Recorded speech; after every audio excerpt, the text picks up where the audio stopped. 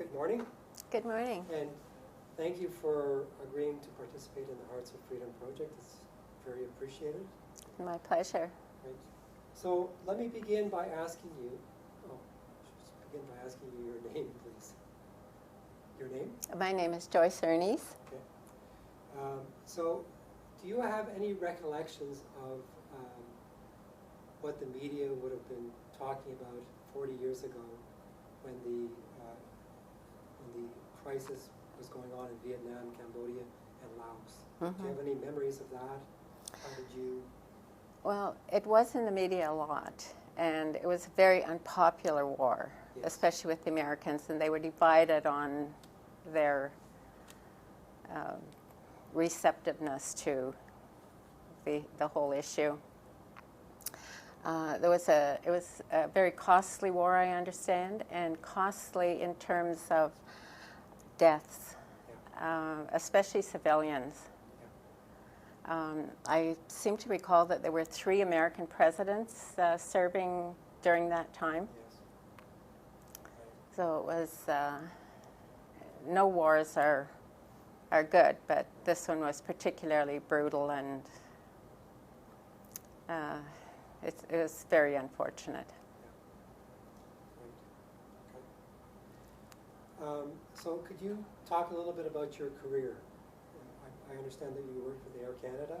Yes, and I was based in Vancouver at the time, and the Vancouver crews were assigned the flights to Southeast Asia to bring the refugees back.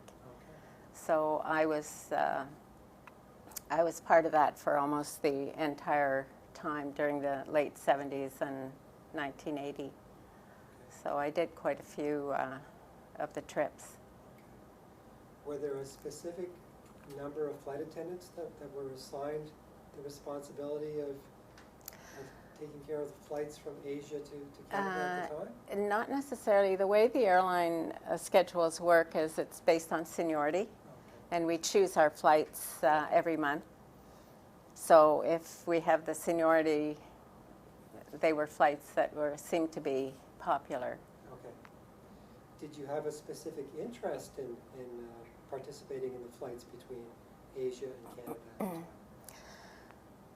Well, it was something different for us because normally we didn't fly to those locations. So we would leave Vancouver with an empty aircraft and go to Tokyo, stay overnight, and then the next day take the flight down to whatever destination it was. I myself would go to Singapore, Bangkok, or Kuala Lumpur, and then we'd stay overnight there, and then bring the refugees from there back to Tokyo, where another crew, because it was a slip crew type of thing, and they would take the flight then to Vancouver, and I'm not sure if they would go to Edmonton. I think another crew would take over, and I think most of them went to Montreal, actually. And do you recall how many years you would have been flying refugees back and forth? I would say about 2 years, or at least, part of 1979 and part of 1980, and you're pushing my memory now. Okay, but it would have been 79, 80. Yeah. Okay. So can you talk about what the experience was like to be a flight attendant and to look after all these Southeast Asians that were basically embarking on a new journey, leaving their former country and coming to Canada? What was that experience like? Well, of course, none of us knew what to expect, to be honest with you. We really had no idea. But I think I can certainly speak for myself and probably for the other crew members as well. We were very pleasantly surprised at how nice the people were, especially given what they had been through. And of course, the horrendous conditions of coming over in the boat, not to mention what they endured before they left. And then I think they were usually about 3 months in the refugee camp. And then I think someone said it was a 3-hour drive from the refugee camp to the airport. So you would think that by the time they boarded the aircraft that they would be beside themselves, but they weren't. Oh, okay. They were so nice. I just,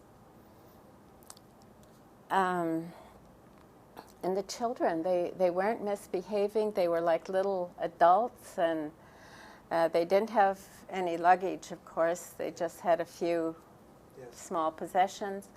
They took their seats orderly, very polite, very clean. Nothing was dropped on the floor.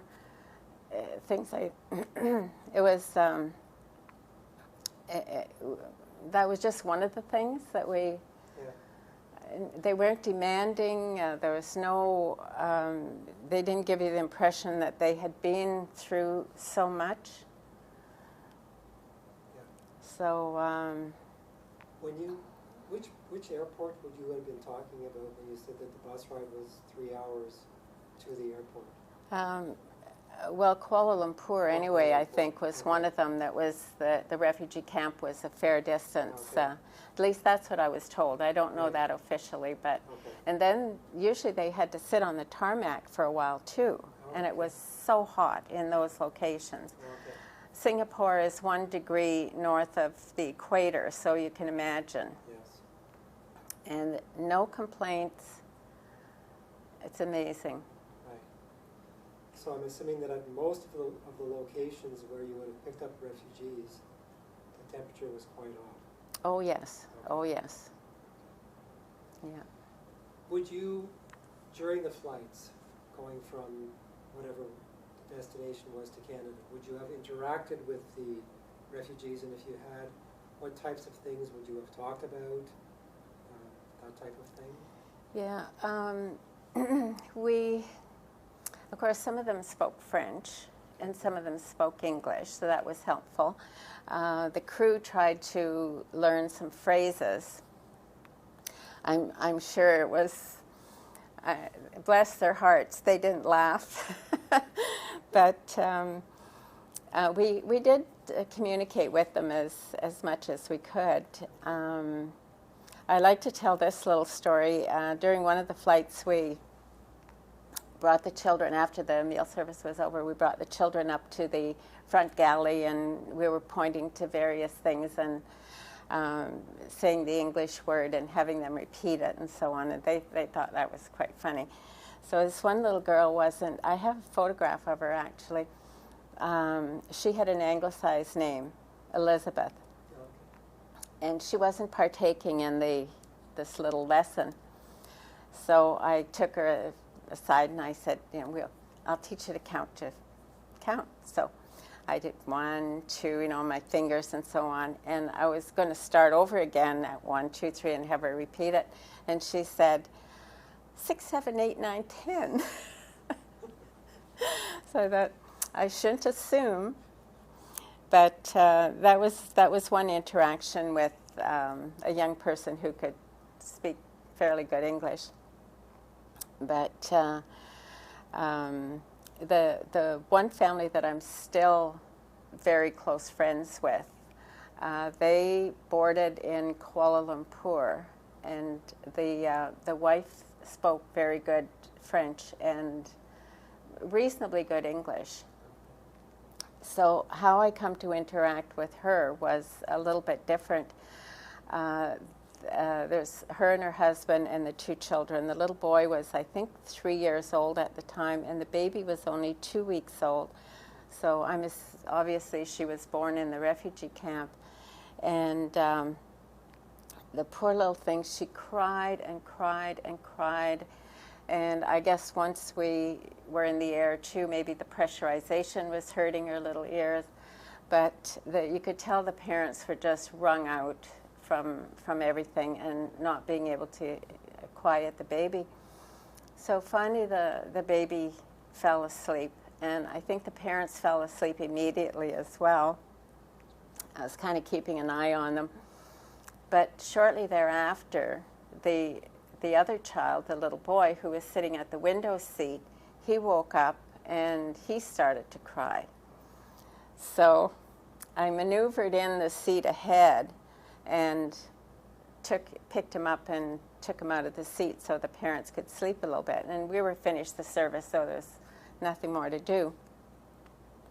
So I took him up to the front and I pulled out one of the units, which is our seating arrangement on the flights. And I was bouncing him on my knee, and he was quite happy by then, and the other flight attendants were making a fuss over him and so on. So about 15 minutes went by, and all of a sudden the mother, I guess, woke up and the child is gone. So she was almost frantic. So anyway, I explained to her why I had taken the little fellow. I said, I thought you needed the rest. And so she was most grateful. And she wanted my name and address. Okay. And we talked a little bit. And she never stopped sending pictures, writing. We've communicated all of these years. We visited each other. I'm a godmother to the little boy. Probably honorary godmother, but I don't think he has one otherwise. And I was invited to the little girl's wedding, and they've all done well. They got jobs right away. Of course, not the children, but the children now, since they graduated, they've done very well. Right. And I'd like to take you back to when the refugees were leaving their destinations to come to Canada. I'm assuming they didn't board the planes with boarding passes. It must have been a very different process for them to board and to take their seats. Do you know how that worked? To be honest with you, I don't remember. I know we greeted them at the door like we would anyone else, Right. but whether they must have had boarding passes because they tried to keep families together. Oh, okay. So I would think so, yes. Oh, okay. Yeah. Okay, great. Okay. So you talked about you had formed some relationships with some of the refugees, and this family in particular. Mm-hmm. Can you tell me more about what the relationship has been like? Yes. Right from the beginning, they kept in touch with me, and apparently when they got to Montreal, the sponsor that they thought they had for some reason decided they weren't going to sponsor them, which is very unfortunate. So, and most of this information now has come from the nun that took over the sponsorship. Well, it was actually, she was in charge, but it was the Sisters of Providence, I believe, in Montreal. And I'm told that they sponsored a lot of refugee families. But this one nun, whom I corresponded with for several years afterwards as well, on a periodic basis, she has since passed away. But I don't remember the circumstances of why my family, I'll call them my family, Sure. were in an empty apartment, and all they had were 2 blankets, I think, and a little padding. So they gave the father gave the blanket to the mother with the baby because she was still ill. And then the next day, this nun took over. And the way she tells the story, of course, they needed everything in the way of blankets and furniture and what have you. So she looked in the paper and she saw that someone had advertised virtually a whole apartment of things. The woman's mother had passed away, so she had advertised the contents, and I guess she didn't want a lot for it, but when the nun called her, when the sister, I'll call her, the sister called her and told her who it was for, she said, please just come and get it, no charge. So I guess the sister mobilized a priest with a van and a trailer and set them up. But here's the part that's touching. According to the sister, my family would only take a few items, just the basics. They said, perhaps someone else needs it.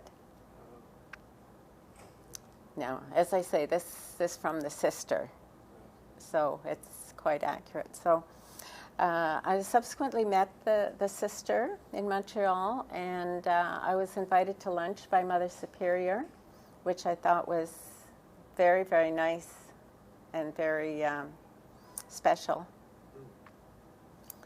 And anyway, they've managed, because she was French-speaking, and so was her husband, they were able to secure jobs, and they've worked, you know, all those years. She's retired now, but they've done very well. Okay. During that period, would you have shared stories or maybe talked about the refugee situation with other flight attendants? Oh, yes, yes. Mm-hmm. Could you talk about? Yes, we did, yes. Yes, we all shared the same feelings about the situation. I was actually speaking to one of them yesterday when I got the clearance to share her story.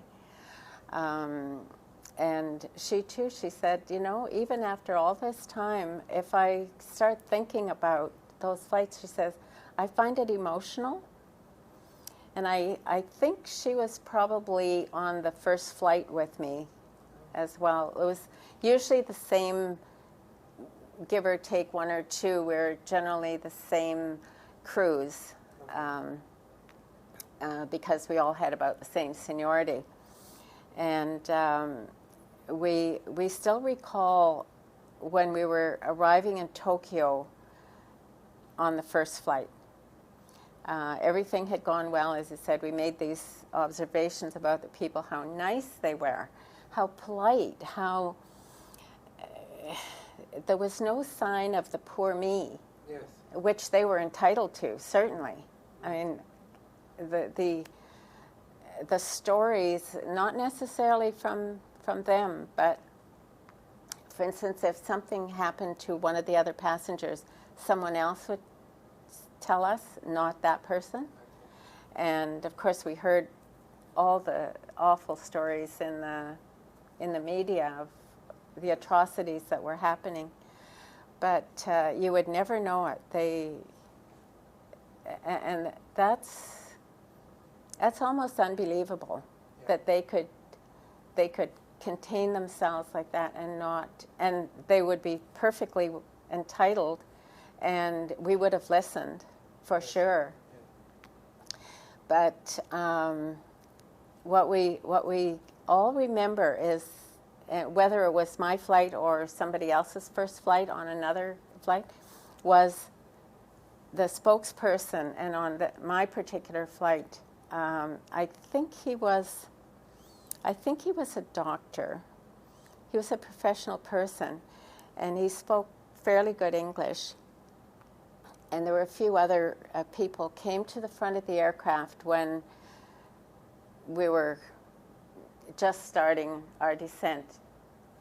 And he wanted us to thank our government. He wanted us to thank Air Canada for being the vehicle, and he thanked the crew members personally for coming to get them. And I can still see his little face, and he had big eyes, and he was so sincere. Well, that opened the floodgates. I think we were still crying when we got to the hotel. It was so touching, yeah, to think that they had been through so much. Yeah. And they were so grateful. Yeah, it was. We talked about that yesterday, actually. Okay. When you were accompanying the refugees on your flights, maybe I asked you this already, but were they comfortable sharing their stories with you? how much information would the refugees have shared? Usually they didn't. Oh, okay. Like I said, there wasn't the, this happened to me Right. sort of thing. They, now subsequently, writing to the others than my family I speak of, little bits would come out. Yes. But most of them, their writing skills were, they either needed a bit of help from someone or, but they didn't go into that much. But I did learn from various sources about the conditions coming across, and especially if they were apprehended by the Thai pirates. Yes. They would take whatever possessions they had. Usually, I guess all the family members would, from what I understand, they'd give one person whatever, that was a bit of value, so they could have something when they got to wherever their destination was. And the pirates would take their shoes because they learned that some of the valuables were built into the shoes. Then they started making incisions on the bodies, and of course there were so many other atrocities. But for the most part, that didn't come from the people I knew. So, as the flight attendants started serving the refugees who were getting on the planes more and more often, I'm assuming they became sensitive to the needs of the refugees and would have paid some type of attention to them. Yes, yes. Could you talk about that? Absolutely.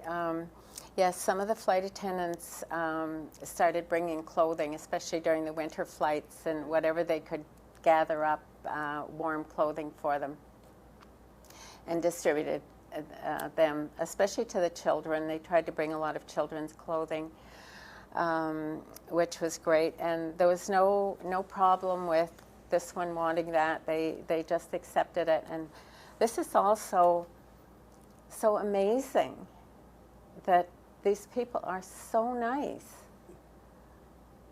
And I mean that sincerely. Yeah. And subsequently, I myself collected clothing from other flight attendants and friends, and made sure they were okay. And through Air Canada, I would package them up and send them to various destinations to be distributed. I did that for a while. Someone else connected with one of the other flight attendants was able to establish, I should explain that we soon learned that correspondence from Canada back to Vietnam was being sabotaged when it arrived in Vietnam. So, and I guess the same the other way. The people who were already here were not receiving correspondence. So that just added to the dilemma, not knowing what was happening either country. So anyway, once it was determined that the mail was being sabotaged, someone I knew was able to secure an address in France where mail could be sent, and then it would be accepted in Vietnam, and the other way. It took longer, of course, but Yes. at least communication was getting through. Yeah. And I guess I'm assuming that all of us who were corresponding with various individuals, our names would be out there with other refugees, because I once received a letter from someone, I think, pardon me, I think he was in Washington, yeah, on the West Coast anyway, somewhere, maybe Oregon. And he thought that I had sponsored his brother. This is what I established from his letter, which was a challenge to read. But anyway, I did write back to him, and unfortunately, I did not know the location of his brother. But you could just feel you could just read the desperation. Yes. And hopefully he eventually was reunited with his brother. But so as I say, we did get involved more than just being the flight attendants on the flights. And on that note, I'm going to assume as the flight attendants participated in more and more flights, they became more and more comfortable with the population. They learned more and more about the culture. yes. Could you speak about that? Yes. Well, I'm not really sure about the culture, but certainly we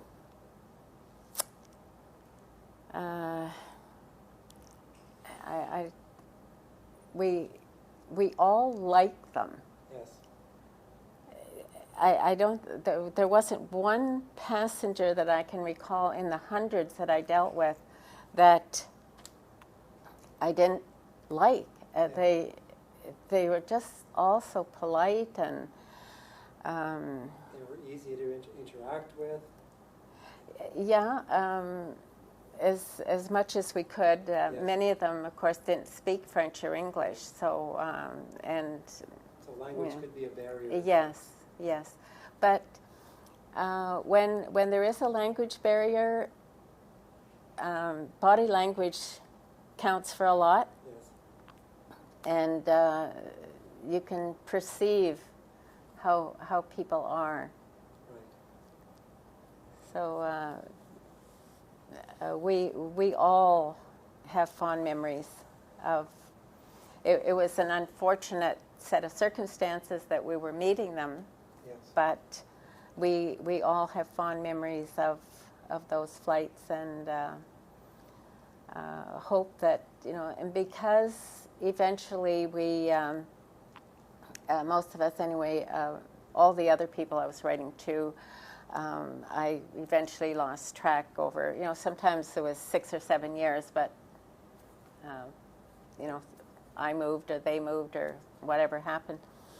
But it also means that they probably have gotten on with their lives and moved on. And now, is it my understanding that you've stayed in touch with some of the flight attendants that you worked with over the years? Oh, yes. Most of them, actually. Okay. Vancouver base was a very small base by comparison to Toronto. Okay. And we were all, or most of us anyway, were actually personal friends as well as being work colleagues. Right. So yes, and with the advent of Facebook, of course, we know everything about everything that's going on. And some of your colleagues, as I understand it, wrote stories about their experiences. Yes, Could you talk about yes. that? Several did, actually, and they're posted online. I myself wrote my story. A gentleman by the name of Al Klein, he did many of the flights as well, and bless his heart, he has since passed away. But he wrote a wonderful story, which I have provided. 2 or 3 of the other flight attendants did as well. Our own perspective on the flights, and most of us, well, all have the same feelings that it was just such an unfortunate situation, but these people dealt with it so well, at least exteriorly the exterior of of their emotions was they kept it to themselves, and yeah.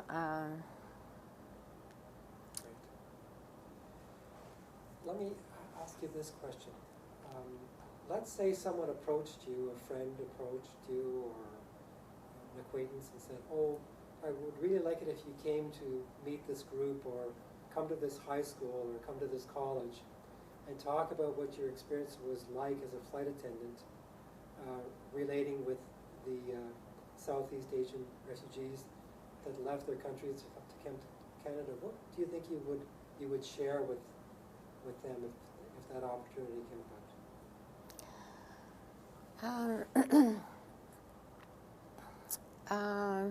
I'd probably have to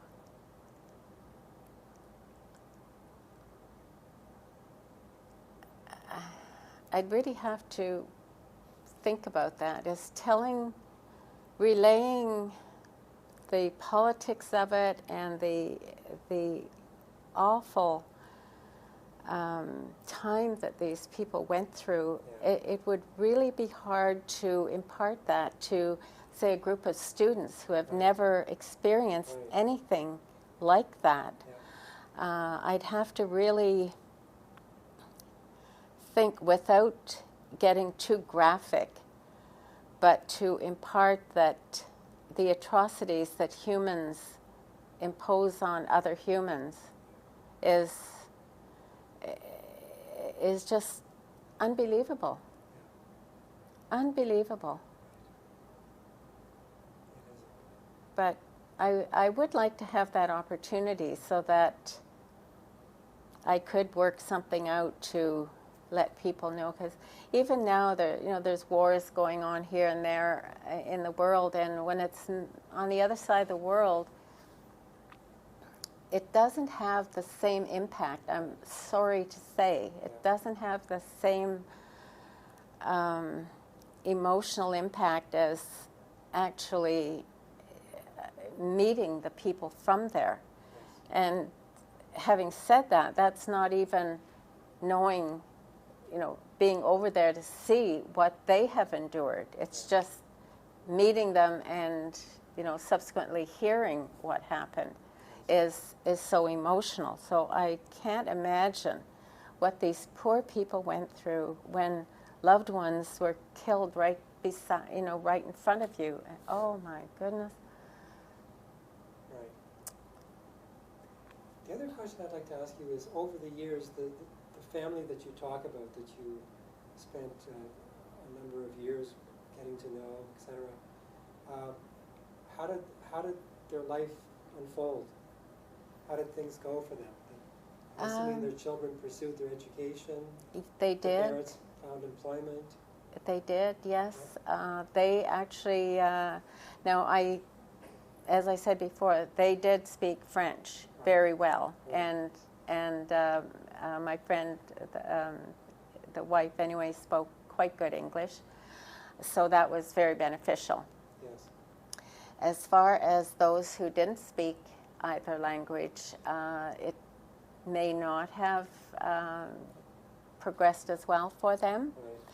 Right. But they seem to be very industrious. I think they don't expect anything for free.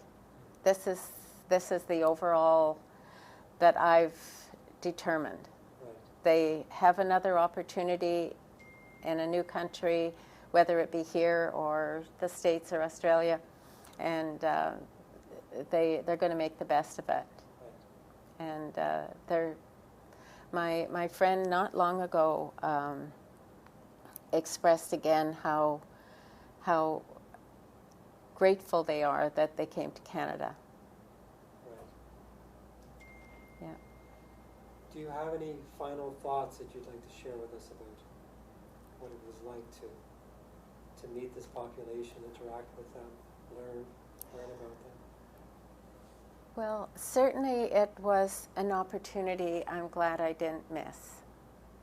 I'm really so happy that I had this opportunity to see how people can go through such terrible, terrible things and still make a life for themselves and even have a happy life. Yeah, my friends in particular, they have grandchildren now and beautiful family. They do things with the children. I get all the photographs, and both the children have very good jobs, done very well. Right. Yeah. So you were enriched by the experience. Absolutely, absolutely. Right. I would hope I would not have to experience that again, only because I wouldn't want any group to be subjected to something like that. Yes. Absolutely. So, but it's an experience I will never forget, that's for sure.